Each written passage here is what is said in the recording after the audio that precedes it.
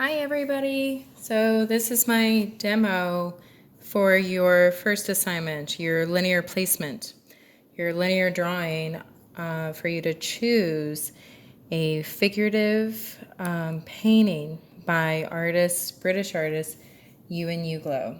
As you can see, I have started my demo. This is linear meaning line. Placement. This is the painting that I've chosen to copy as an example for all of you for our class. This is Jennifer by a Door. It was painted in 1971 by Ewan Uglow. So I want you to start with the linear placement. This is the cold press paper that's on the supply list that I mentioned. To choose a figurative copy, clothed, by Ewan Uglow. I would like you to tape down your surface. This is masking tape, another name is artist tape. The orientation of the painting is vertical. If it was horizontal, it would be flipped. So I have my orientation of my paper vertical. Ideally, I would want the painting on the left-hand side and my paper on the right-hand side. But the painting that I'm copying out of the book, I have to position this way for the example because I'm right-handed. So I want you to think about placement. I want you to think about scale. I want you to think about proportion.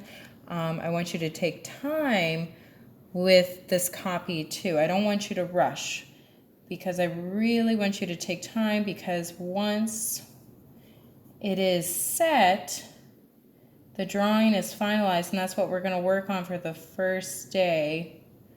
Then we can move into the painting portion, but your drawing has to be solid and sound because painting is a much bigger animal. Value, temperature, and color. And especially working closed form, and this is closed form, it's not open form, it requires just a little more, it's just easier. It's easier and it's better when you're working this way to have your drawing set, because then you can move on to the next step, which would be painting.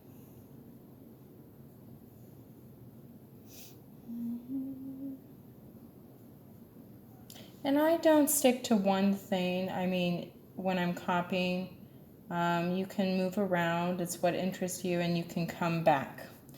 But you're always constantly comparing. It doesn't matter about the grade of the pencil right now. It could be a 2B, it could be a HB, it could be higher than a 2B, or it could be a 4H when I'm working on, because it will be covered in paint. But this is a perceptual exercise also that makes you aware of how this painting is created, and just trains your eye and hand coordination as well.